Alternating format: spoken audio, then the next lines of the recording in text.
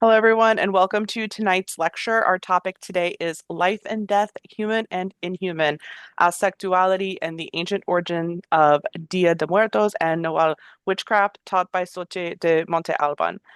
Tonight's lecture is part of the Huapahua Period America lecture series. We are a monthly series that promotes the study of North, South, and Central American cultures within SCA period. And the lecture series is a continuation of the Huapahua New World Symposiums, which started during the pandemic and continued yearly for 3 years. The symposiums over our lifetime hosted 40 instructors and more than 700 students from every kingdom in the known world. And we have been doing these lectures since June of this year. They've been very successful, and I invite you all to visit our YouTube channel to see some of our previous topics and instructors. So just a few housekeeping notes before we get started. First, this lecture is being recorded. So we ask that all of our guests either raise their hand and wait for the instructor to call on them or leave a comment or question in the chat so that she can answer them at a natural break. This is going to keep our recording nice and clean for those who aren't able to join us tonight. Secondly, in joining our lecture, you are agreeing to our community zero tolerance policy for racism, xenophobia, colorism, and other forms of discrimination. So if you have any concerns about an attendee, of questions, anything that has happened in the class, I hope that you'll feel safe in reaching out to me. My email address and contact information is going to be in our the chat. And thirdly and lastly, we are looking for additional instructors for months to come. We are looking for both in November, December, and February instructors. So if you have a topic that you'd like to discuss, please reach out to me. Any other questions that you have, my email address will be in the chat. So now I'm going to turn it over to our instructor so that she can get started with tonight's lecture. Let's see. Did I do this right? Hi, everyone. No toca Xōchitl. My name is Xōchitl, and I am from the Palantir Kingdom. I am originally from Mexico, so English is not my first language. I apologize for any mistakes I might make. I also am a recent addition to the SCA, so I've only been studying this for a few months. Any mistakes I catch myself, or if somebody else catches me and I learn later about this, I will make sure to go back to the YouTube video and add any like additions, changes, and so on and so forth. But I wanted to share with you what I've learned so far.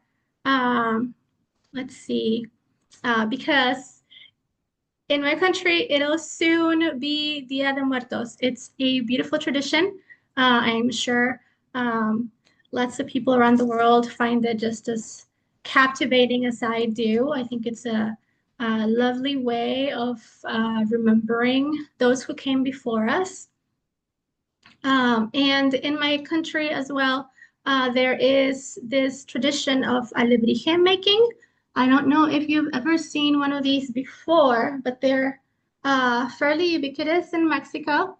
They are fantasy animals. They're monster-like figurines with uh, lots of different animals. Usually they're combinations of animals. This is supposed to be a representation of Quetzalcoatl with the serpent and the dragon lion face and the wings. And there's usually a lot of symbolism attached to them. We're going to talk about the steps later on in the class today. And sometimes they're also nahuales, which is like spirit animals. Um, and I mean, that would be a simplification, of course. I'll probably try to expand a little bit on that as well. Um, of course, there's lots of legends and traditions around Dia de Muertos and just like brujos and brujas in general. There's even a saying in my family when somebody knows something or knows a lot about something or knows something that you're like, why do you even know that? There's a saying, we're like, oh, it is brujo, it is bruja. So there's this connotation of like someone who's very wise, who knows beyond what is normal.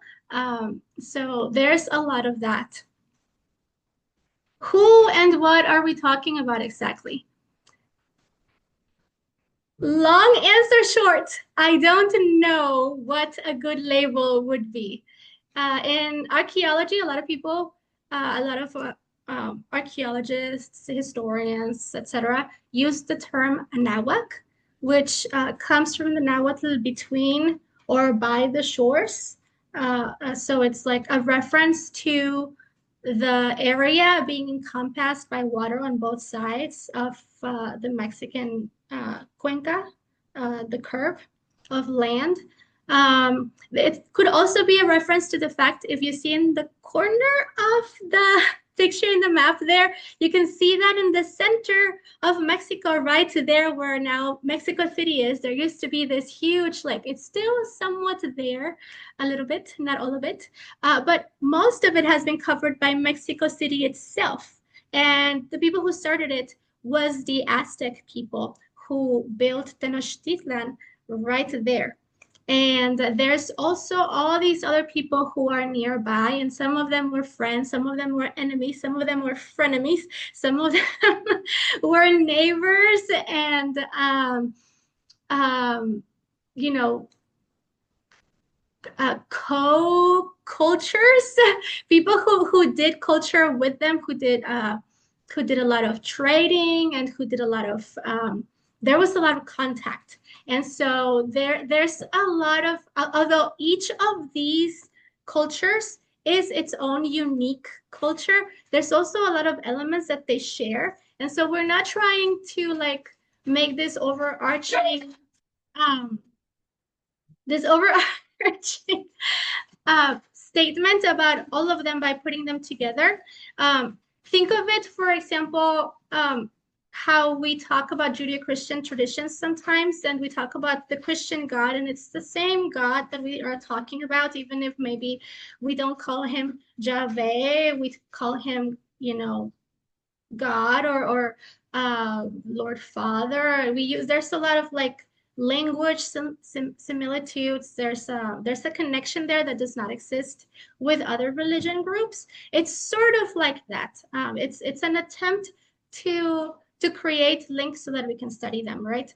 Another way to unite these cultures in this area is using language. And I see my friend Scorch, who teaches a super cool class on languages, Native American languages in the US and beyond. And the continent has several families of languages, and one of these is the Nahua. And it is the Udo Aztec group of languages, and there's lots of languages including the variations that Nahuatl has. And all of these cultures, these city-states, these communities, and so on and so forth, they are related to the Aztec people in this way. And then, of course, there's vocabulary such as Aztec and Mexica, and we wonder why we don't call people in Tenochtitlan Mexica, being as that's what they called themselves. Why don't we? Well, I don't know if you know, but it's confusing. It's confusing for a lot of people. If you are writing an essay on Mexica people, the readers of your work might think that you're referring to Mexican people as a whole, and that's just not specific enough. They mean specifically the Mexica. But on paper, it looks exactly the same because that's where we got the name for the country. And so what they did to try to delineate those differences is when they talk about Mexican people in general, they say Mexican. And when they talk about people like those living in Tenochtitlan, they often say Aztec just to avoid that. But the correct term would be Mexica because they were Aztec people before. And then when they came into this place, they came from the north, they came here into this area in central Mexico, and they started calling themselves Mexica. Of course, there's the Tlaxcalan people, There's the Mixtecas, the Huastecas, the Mayan, and so on and so forth. And they are people that are related in ways that I just explained. So they called themselves the Mexica. This on the side over here is a beautiful rendition of the Mexican seal, which is on the Mexican flag. And every Mexican knows the foundation story of Mexico because it's the foundation story of the city of Tenochtitlan. And it starts in a cave in a mountain far away in a place that may be myth or not. We don't know for sure. Aztlan. And in Aztlan, the Azteca people came, lived, and they came from there, and they had this long journey, much like the people in the Bible, the Hebrew people of the Bible did. They took this journey and they had to stop and they had to go through difficulties. And then finally, they got to the place where they were meant to be, and they received this revelation by one of their gods. I believe it was Quetzalcoatl. It was Huitzilopochtli that sent them, but it was Quetzalcoatl, I believe, that told them that they would find us not a snake, an eagle, perched on a nopal, a cactus, eating a snake.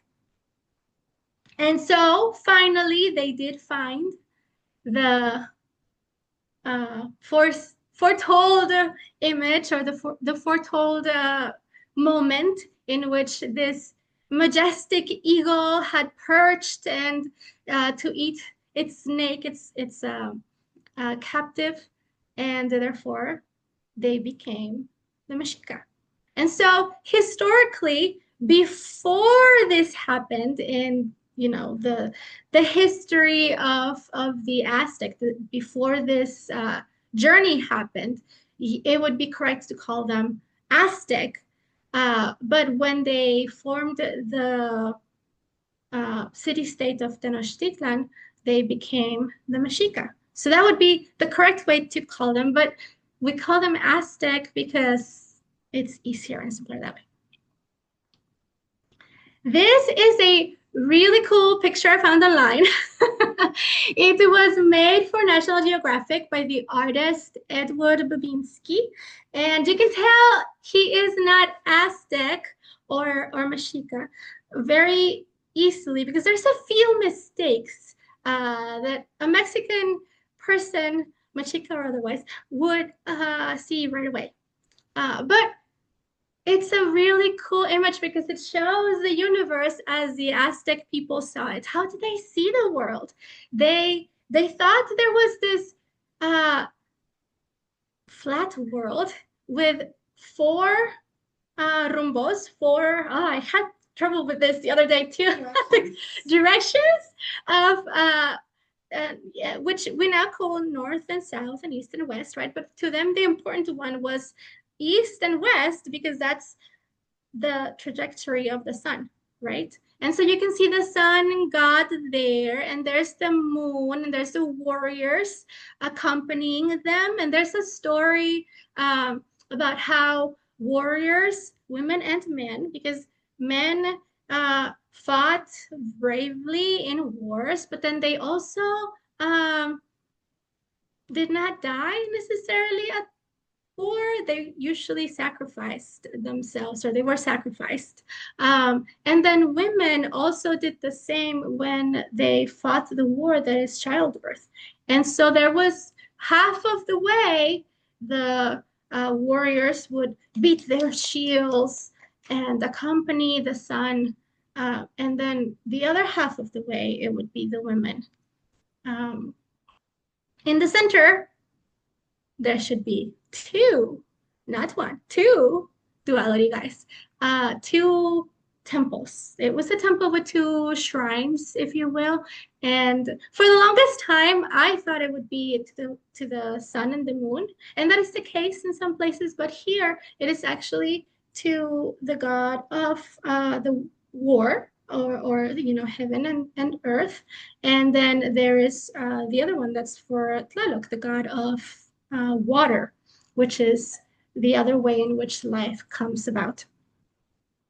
And so Tenochtitlan was built from this center, and they believed Tenochtitlan to be literally the heart of the universe. And from there, the rest of the world went. And so there were ways, because there were literal ways. The city was connected because it was built on the lagoon, it was connected to the rest of the Mexican land through these really long walkways, bridges, waterways. They were also channels, like sort of like the Roman channels, so that they could get clean water because the water they were on was salty. So they brought in water, clean water for their city, and it was also a connection so that people could walk in and out and whatever else. And it connected three ways um, of the city, straight from the temple and then out into the city and then further away into the lake and then further more into the rest of the world. And then the fourth side was towards the ocean, and it didn't connect further. So it was a beautiful way of not just seeing the world, but creating the world. They created their city state in relationship to how they saw the world. Here is a very old picture of the god Tezcatlipoca, and he is the god. There were actually four Tezcaltipocas, and each of them was in charge of one of the ways. And this is a pre-Columbian codex, I believe, and it shows how there were trees that connected each of the ways. And you can see a duality in each of them. And the God himself was also a duality. And of course, there were not just 13 heavens, but 9 levels of the underworld. The human soul, for the lack of a better word, we will talk more about that in a minute, went through a whole journey after death. And yes, you could go to heaven, but you couldn't necessarily go to hell because it didn't exist. The underworld was a process for the soul to come to terms with its own end. And it's a revolution into the cycle of the universe and going back into the rest of the universe. And it would become eventually the soul of another person. So it had to go through this cleansing, unless, of course, it had already been cleansed, if it had already been sacrificed, if it already died in war, or at the during sacrifices that happened after the war. If it had been, if somebody had drowned, for example, they were believed to have already been cleansed. Not cleansed because that's a bad word, because they didn't believe in good and bad or having to repent from your sins or any of that sort of thing. It was just like existence in itself was something to be rid of, and you had to forget even who you were and leave everything behind before you could move on to the next cycle. And so there were 9 levels. There were 9 levels of the underworld in Aztec cosmology, and each of these levels came with something the soul had to do, some sort of challenge that the soul had to go through in order to get on to the next step. And the first step was a really long um, lake or river. It was almost like a lake or a sea because it was so wide and so unsurmountable that you couldn't do it on your own and you needed a guide. And this guide would be the dog.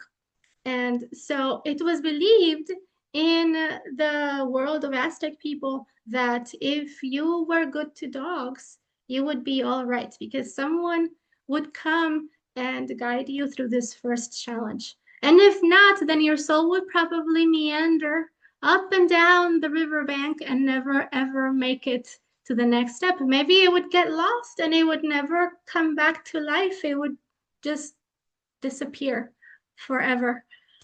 There was the second one, which it's called Tapectli Monamictlan, and it is it is the part of the underworld where there would be two mountains, and they would be constantly bashing against each other.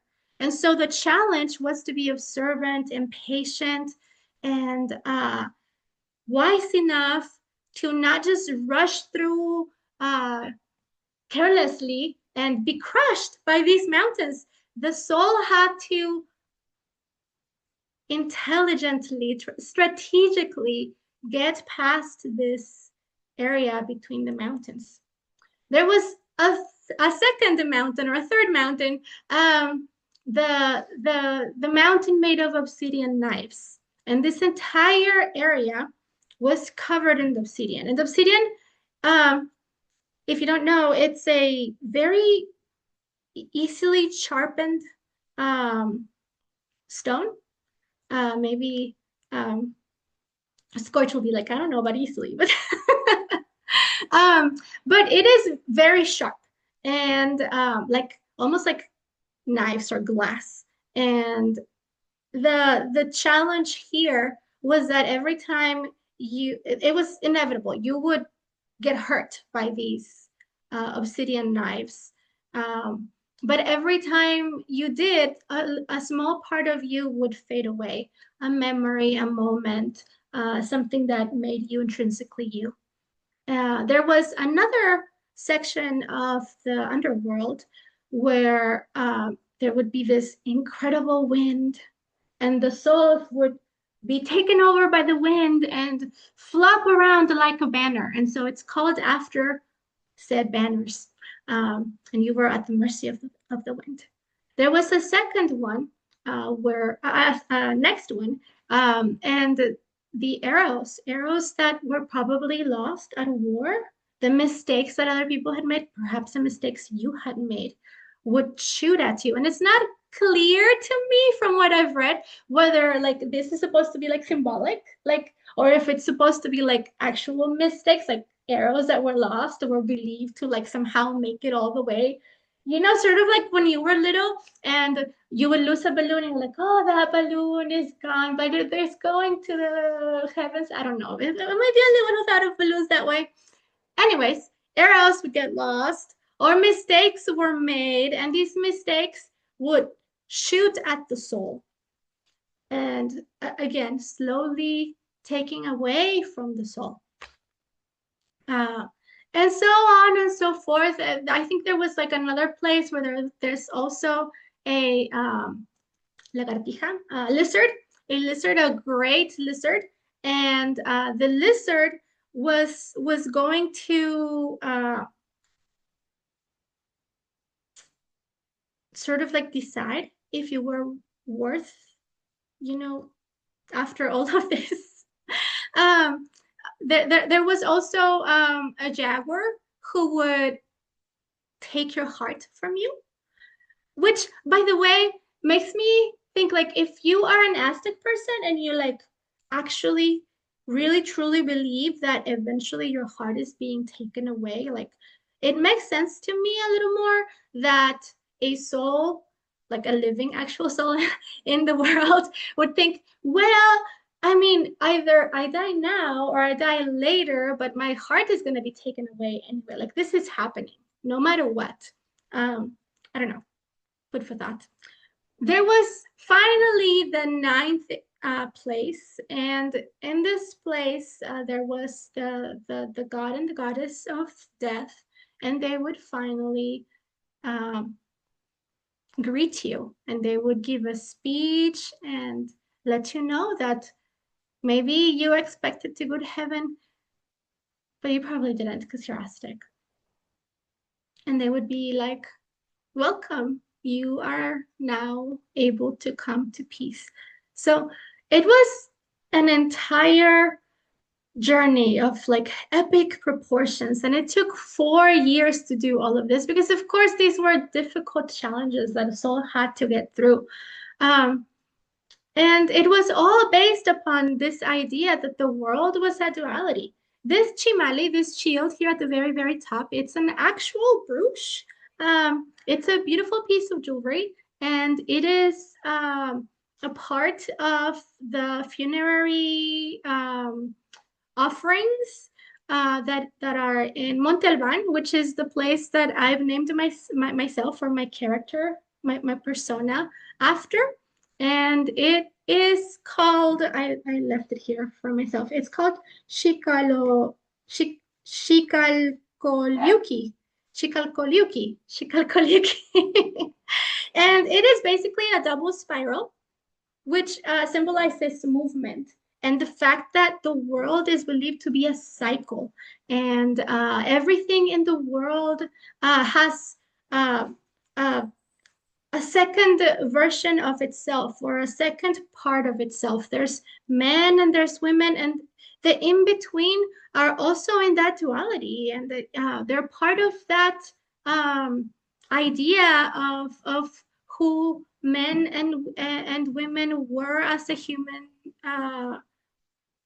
race. For them, for example, there was a group of men who believed themselves to to be meant, like there was this fate, that everybody had, and you could be fated to be a warrior, or you could be fated to be a mother, you could be fated to be an artist, and people believed that this was something that you were meant to be.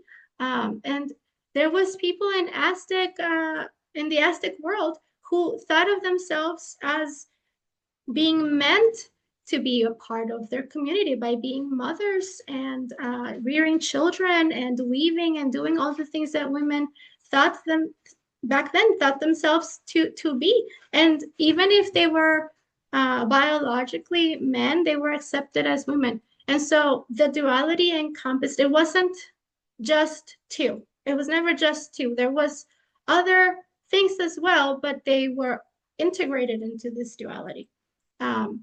There was, of course, rivers and oceans and lots of different ways of waterways, right? But it was all water. And then there was earth. And earth encompassed all the other things that were earth, sort of like mountains and land and nations and chimalpas, and all of those things were earth, right? And there was well, human and inhuman. There you could be either a person or you could be completely apart from being a human. You could be an animal, you could be a divinity, you could be somewhere in between, because you could believe yourself to be reincarnating a god if you were a priest, for example, and you dressed yourself as a god, or if you were a warrior, you were no longer yourself necessarily, but you had become part of this duality that included a god. And so it was a very serious matter to them when they donned these what we call now costumes, right? But for them, it was serious paraphernalia. Speaking of ceremonies and such, when did the Aztec people celebrate the dead? There was the belief, of course, that people passed away and then they had this journey for 4 years. And so funerary traditions would happen for those next 4 years. And excuse me while I fix my pretty set. These funerary traditions would happen for 4 years for people. And that was the case for most people. If you died a normal death, that was the case for you. If you passed away from natural circumstances, if you became sick from age or from something that happened and you passed away, that's how it would be. But as I said before, there was different funerary traditions also for people who passed away while at war, childbirth, if they drowned, and so on and so forth. And that goes back all the way to Aztec times. There was this party There were two parties actually. There were ventenas, which are like parties that happened, festivals that happened every month. They loved their parties. And there was ceremonies, there were rituals, there were parties, there was cooking, there was gifting and eating, and there was lots of wonderful things happening. I think the festivals for each month would probably take up their own class. It is so cool to see like all the different things that they did. One of them actually was mentioned in one of the other classes that somebody else taught about theater, because it was this like massive like production. During one of the ventanas, they would bring up this one big tree, this like pole that obviously came from a tree, right? And then there would be this party, and all the young people would dance around it, and they would dress up, and they would play music. You can even see the person with the drums. There was music, there was drums, there was poetry. It was a whole thing. And then there was a race, and people would try to climb up this tree. And on top of this tree, if you're in the Mesoamerican Facebook group, you might have seen that I said that there's this candy called alegría. And it's basically this grain that people mix with honey or something sweet of the sort. Like there's also like the honey of the agave and other sweets that you can use. And they would put them together into a figurine, and they would make these beautiful ornate shapes that resembled their gods. And then they would put them at the very, very top of this pole, and then people would race up to the pole. And the first person who got there would get the honor of tossing down this figure, and it would fall down, and that would be the end of the ceremony. But that actually happened the second time around. Like there was the first one when they put it up, and then the next ventana, part of the fun was doing all of this, like the race going up and all of that. The first one was actually Tlaxoquimaco, which is the party of the flowers. And it means we give flowers, or flowers are given. And they would decorate the city with flowers, and they would go to tombs and honor the dead, because all of these two parties are the parties that are for the ancestors, right? And so these two parties were the annual, no matter what, party that happened in honor of the ancestors. But then there was also the individual thing, right? And so we find in archaeology, for example, again, Monte Albán. And Monte Albán, very close to Mexico City. This is another big city state, and they are very famous because their tombs are filled with all manner of like jewelry and like metalwork and what are these called? Vases? The arts like this.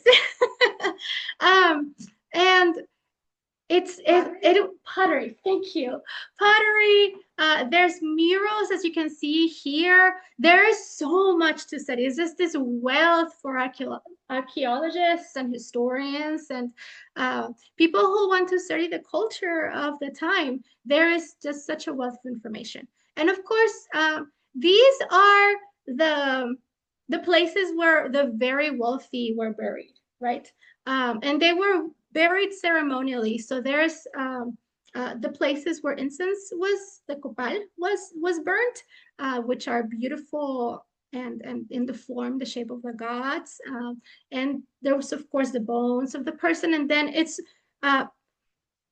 littered, or it is, that's a bad word. It's accompanied by all these things that people used back then. And so, for example, I like weaving. I decided that I wanted to learn to weave so I could make my own huipil, my own dress, for the lack of a better word. And one of the ways that we know how people did this is because the tools for people who liked weaving back then, they were there, right? Dishes so that people could eat in the afterlife. Because remember, this person is going to have to go through this exhausting journey, right? And it's going to be this terrible, difficult set of challenges that are going to have to go through. And so the idea was, how can we equip this loved person, this beloved mother, father, ruler, so that they can properly go through life, right? And of course, we see lots of jade, lots of jade. We see clothing. There was clothing. A lot of it is gone, but there is a little bit. And we see items, personal items. It's just amazing the wealth of information you can get from all of this and the art. Would you look at this? How amazing is this? This gold one over here is a pectoral. It's one of those beautiful things that you would wear here on your chest. It is made of pure gold, and it is so intricate and so beautiful. And there's so much symbolism there. As you start learning about Aztec culture, you realize there is so much to be learned. There is like just this little piece of jewelry has lots of information. There's dates in here, there's names in here, there's religious information in here. The symbol that I showed you before with, you know, the twistiness and the steps, we call it la greca con escaleras, or la greca escalonada in Spanish. And it is basically the cross. Like, it's this like super important, symbolic, powerful image.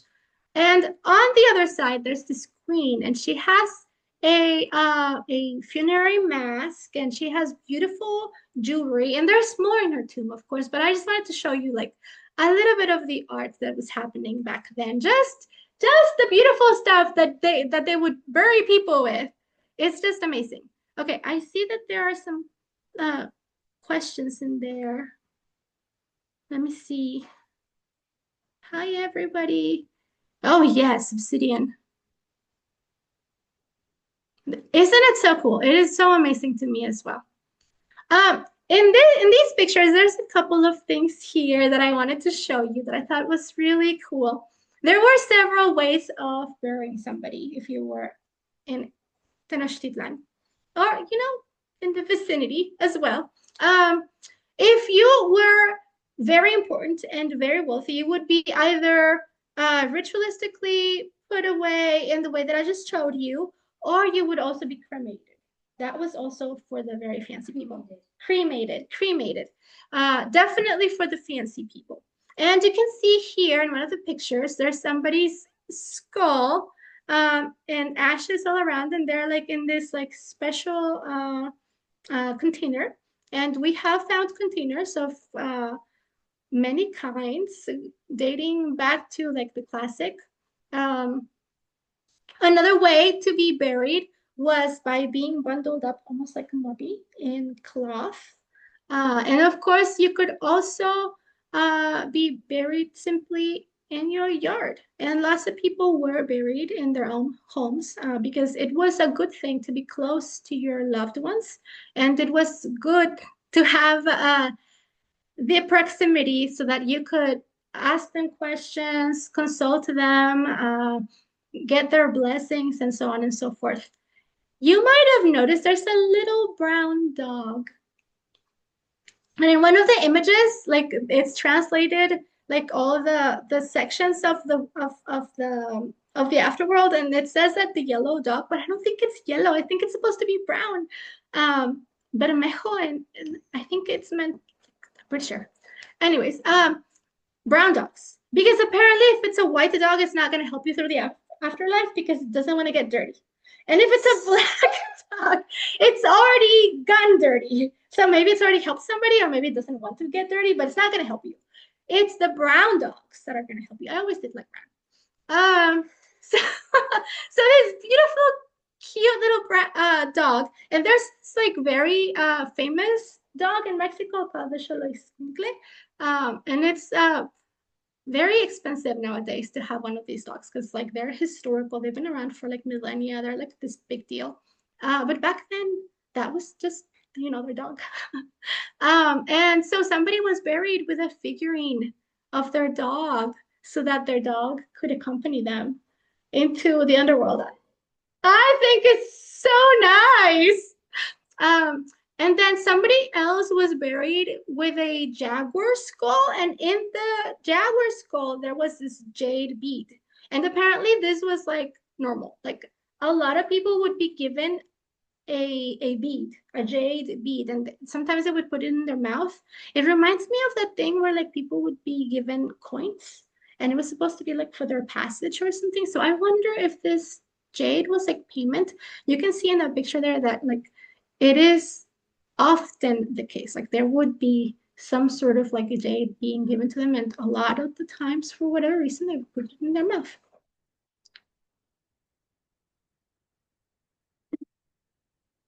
There's a special hell for those who mistreat dogs.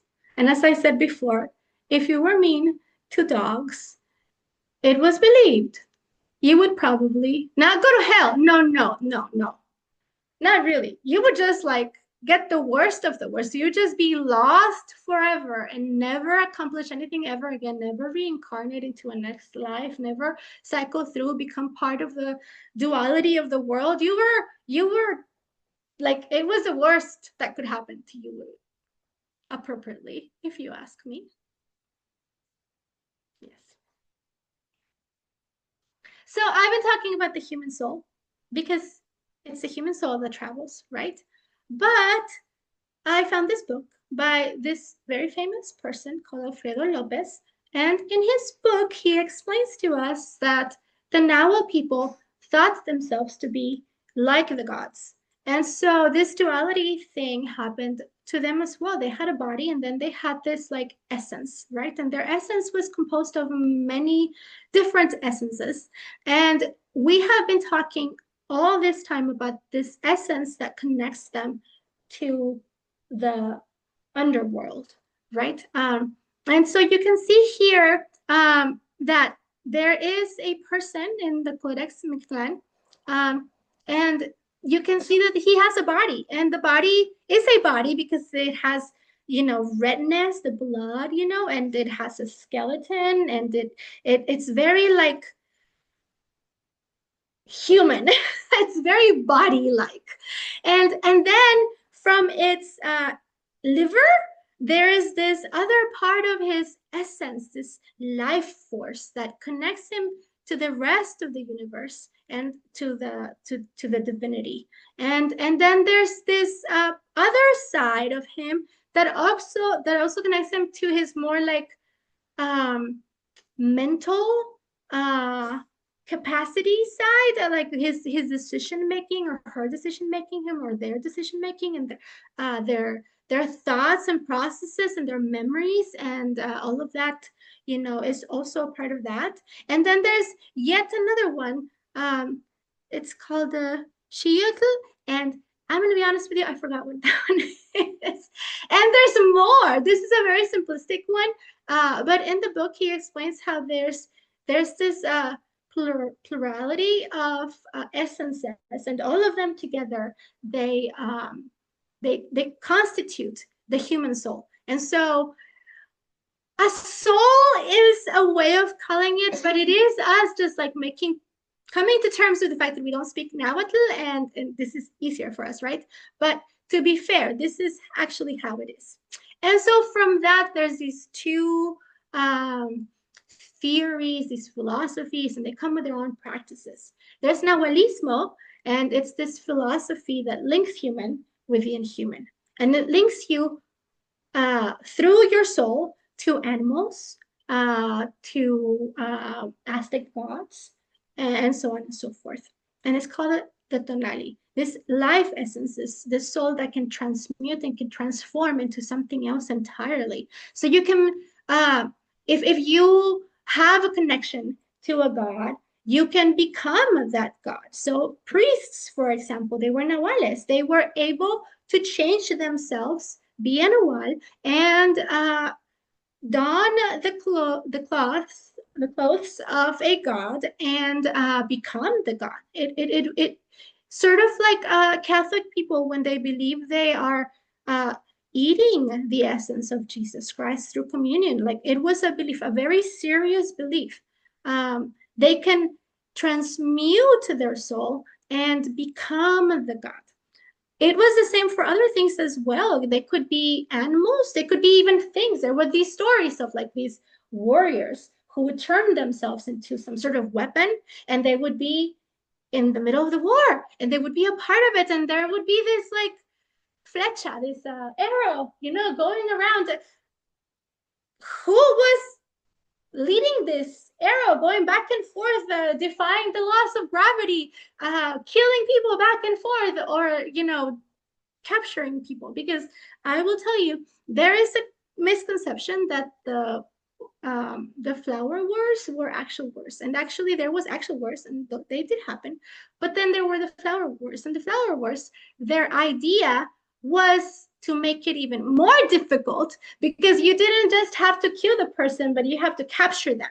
The idea was not to kill them. You had to capture them so that they could then be taken and killed as, in their cult, to their gods.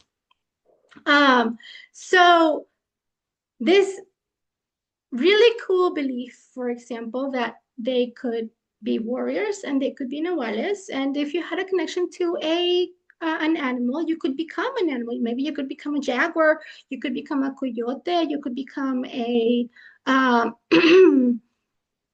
strong animal of some sort. And of course, it helped if you were good in the flower wars, and you were able to capture a lot of people. And the more people you captured, the better a warrior you were in these wars, and therefore you had a better chance at connecting with your tonal. And then there's tonalismo. Tonalismo is the belief and practice, the beliefs and practices around human souls as well, but it is connected to this calendar. And this idea that when you are born, there's other beings in the world that are also being born. And